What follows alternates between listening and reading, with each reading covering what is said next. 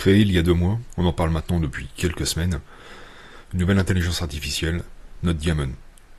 Comment ça marche? Qu'est-ce que c'est? Je t'en dis plus après ça.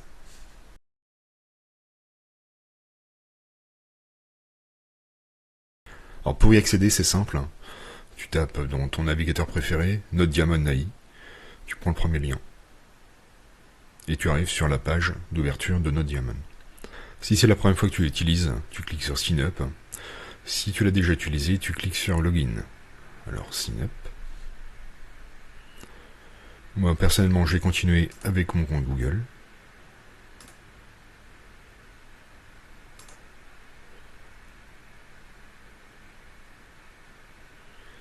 Alors tu arrives sur cette page qui te parle d'API. Pour l'instant, tu n'utilises pas ça. Tu cliques sur Chat. On te redemande de continuer avec ton compte Google.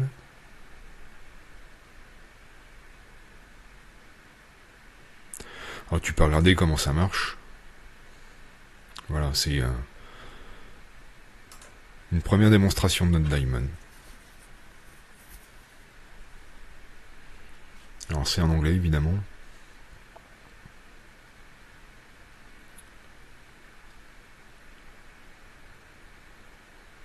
Voilà. On fait un nouveau chat et voilà, on est prêt à utiliser la nouvelle intelligence artificielle. Et là tu te dis, c'est bien gentil tout ça, mais combien ça coûte? Alors justement, c'est gratuit. En tout cas pour l'instant. Tu peux voir la création. Ici, on t'indique que tu as 100 000 questions que tu peux poser dans la version gratuite.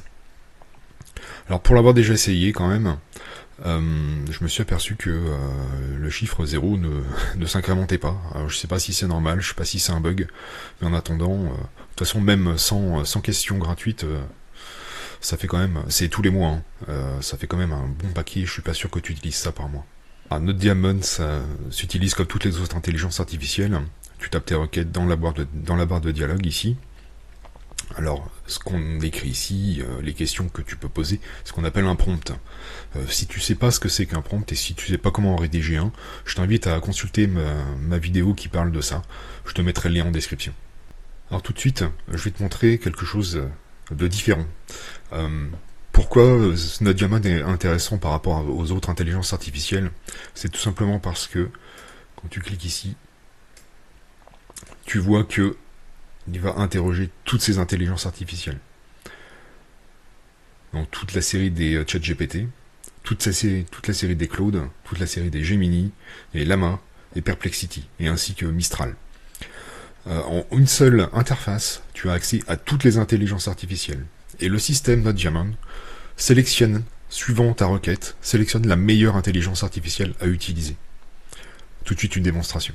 Alors pour raccourcir la durée de vidéo et éviter de te faire perdre du temps, j'ai rédigé le prompt derrière, en off. Le prompt que j'ai rédigé, c'est « Mets-toi dans le rôle d'un expert automobile, tu conseilles un client sur le modèle à acheter en fonction de son utilisation. Je cherche une voiture économique pour rouler en ville à 75% du temps et sur des départementales le reste du temps. Présente-moi 5 modèles intéressants. » Et voilà sa réponse. Donc il présente bien 5 modèles. Peu importe le contenu, ce qui est vraiment intéressant à regarder, c'est ça. C'est le modèle qu'il a choisi, tout seul. Il a choisi Perplexity. Le temps qu'il a mis pour répondre et le coût. Alors le coût, t'inquiète pas, ça va rien te coûter. C'est juste le coût que tu aurais payé si tu étais passé par une API. Ce dont on a parlé tout à l'heure et que j'ai zappé rapidement. Ne t'inquiète pas de ça pour l'instant. On pourra y revenir dessus une autre fois, mais ça n'a aucun impact pour toi aujourd'hui. Tu peux utiliser l'intelligence artificielle sans ça te coûte rien du tout. C'est important de le savoir. Donc ici tu as plusieurs icônes. Ça c'est pour copier la réponse que tu pourras coller dans un document. Le pouce le pouce jaune qui monte le doigt, c'est pour indiquer à NoteDiamond que c'est pertinent et qu'il peut toujours continuer à utiliser cette intelligence artificielle, Perplexity en l'occurrence, pour ce genre de questions. Ici c'est l'inverse, le pouce qui descend, c'est pour lui indiquer que tu n'es pas satisfait de la réponse et qu'il faudra qu'il utilise notre intelligence artificielle pour répondre à ce genre de questions. Ici tu peux régénérer avec une autre intelligence artificielle que tu choisis toi-même. Et ici, il régénère la même question sans rien changer. Donc on va voir. Bon, déjà il change les réponses. Et on va voir quel modèle il utilise. Il utilise toujours Perplexity parce qu'il est persuadé que c'est vraiment le meilleur modèle pour pouvoir répondre. Pour utiliser une autre requête, tu appuies sur New Chat et tu recommences. Donc là, je suis parti sur un autre prompt. En l'occurrence, mets-toi le rôle d'un coach sportif expérimenté. Tu entraînes tes clients pour de meilleures performances, pour s'entretenir et être en meilleure forme physique. J'ai 50 ans, j'ai pas fait de sport depuis 25 ans. C'est presque la vérité. Hein. Donne-moi un programme sur 2 semaines pour me remettre au sport en douceur. Je n'ai pas de problème de santé connu. Et voilà, là, il nous propose donc une série d'exercices sur 2 semaines, comme je demandais. Des petits conseils supplémentaires. Et là, comme tout à l'heure, on voit le modèle utilisé, le temps qu'il a mis pour répondre et le coût théorique. Bon, voilà, c'est une utilisation classique d'une intelligence artificielle, sauf que là, tu as la possibilité de, sans avoir à choisir, d'avoir les meilleures réponses avec la meilleure intelligence selon la question que tu poses. Maintenant, il y a autre chose. Tu as sans doute remarqué en haut à droite deux petites icônes qui sont éteintes pour l'instant. Ici, c'est pour générer des images. Et là, 2 épées qui s'entrecroisent. C'est le mode Arena. Alors le mode Arena, on va l'essayer tout de suite. Dans ce mode, il met en concurrence 2 intelligences artificielles. Je te montre ça tout de suite. Alors pour ce mode Arena, voici le prompt que j'ai utilisé. Mettons dans le rôle d'un conseiller financier, tu apportes des conseils de placement à tes clients. Je souhaite placer 200 € par mois. Conseille-moi 3 produits différents que je pourrais utiliser. Donne-moi le pour et le contre de chaque produit.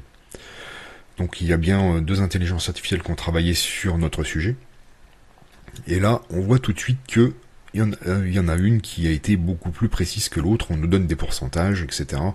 La réponse m'a l'air beaucoup plus complète sur le résultat de gauche. Donc je vais lui signaler que c'est celui-là que je préfère.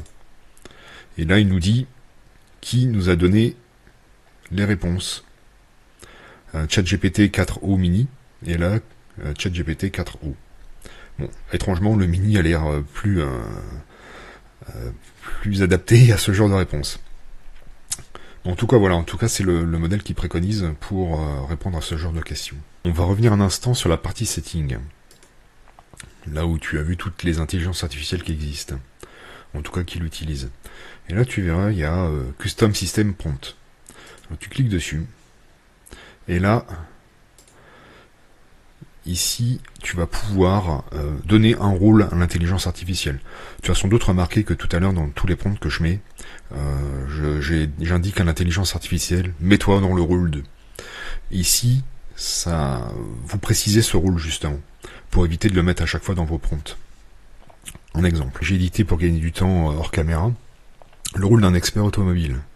Donc les instructions que je lui ai données, tu conseilles tes clients sur des choix de véhicules selon les utilisations qu'ils en font.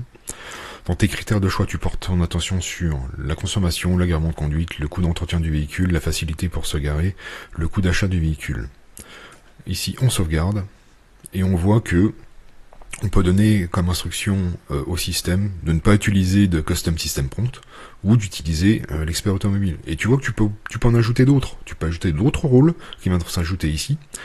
Et là aussi, tu pourras donner des rôles et les sélectionner au moment où tu vas poser tes questions, au moment où tu vas rédiger tes prompts. On va essayer celui-ci. Donc pour ce prompt, j'ai utilisé, je cherche une berline, je fais 25 000 km par an. Je roule à 50% sur autoroute, 25% en ville, le reste du temps sur des départementales et des communales. Propose-moi un choix de 5 voitures. Là, on voit tout de suite qu'il nous a donné une première réponse en anglais. Bon, je vais demander une traduction. Il me l'a donné en français. Et là, on voit qu'il nous donne des francs suisses. Mais pas toujours. Aussi des euros. Alors je ne sais pas si c'est parce qu'on passe par notre Diamond, parce que là la réponse nous est donnée par ChatGPT 4.0 mini.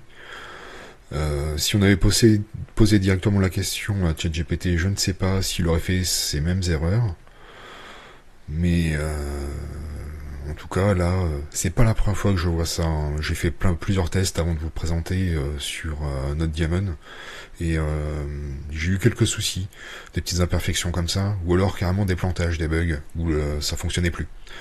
Bon, voilà, ça fait partie des points négatifs de cette intelligence artificielle. Alors le point, tant qu'on est à parler des points négatifs, autant parler aussi des points positifs. L'intérêt déjà, c'est que on a accès à toutes les intelligences artificielles pour un coût de zéro. Et ça, on n'a pas ça tout le temps. On a la possibilité d'utiliser le mode Arena. On l'a pas fait aujourd'hui, mais on peut générer des images. C'est simple, hein, c'est pareil. On décrit dans un prompt l'image qu'on souhaite. Il y a sûrement beaucoup d'essais à faire, hein, surtout quand on connaît pas bien. Pour avoir l'image qu'on souhaite, il y a pas mal d'essais. Mais néanmoins, ça fonctionne. Et on peut aussi faire analyser, je ne vais pas le faire aujourd'hui, mais on joint un fichier PDF ou un fichier image, on demande de décrire ou de résumer, et il fait ça pareil très bien en utilisant la bonne intelligence artificielle. C'est aussi l'autre intérêt de ce produit, c'est qu'il utilise la meilleure intelligence artificielle pour la question qu'on pose. Et ça, pour un prix avoisinant zéro, c'est imbattable. Si on voulait avoir les mêmes résultats en utilisant toutes les intelligences artificielles une par une, ça nous coûterait beaucoup plus cher. Soit on utilise une version gratuite, et là on est limité sur le nombre de questions qu'on peut poser, ou alors on paye, et là on en a pour plusieurs centaines d'euros, hein. Si on veut utiliser Claude, ChatGPT, Gemini et Perplexity, ça peut vite coûter très cher par mois. Et là ça coûte zéro, en tout cas pour l'instant. Si vous avez des questions, la partie commentaire est ouverte, elle est là pour ça. En tout cas, merci d'avoir suivi cette vidéo. Si vous êtes content de mon contenu, n'hésitez pas à vous abonner, ça fait toujours plaisir, ça vous coûte rien. À bientôt pour de nouvelles vidéos.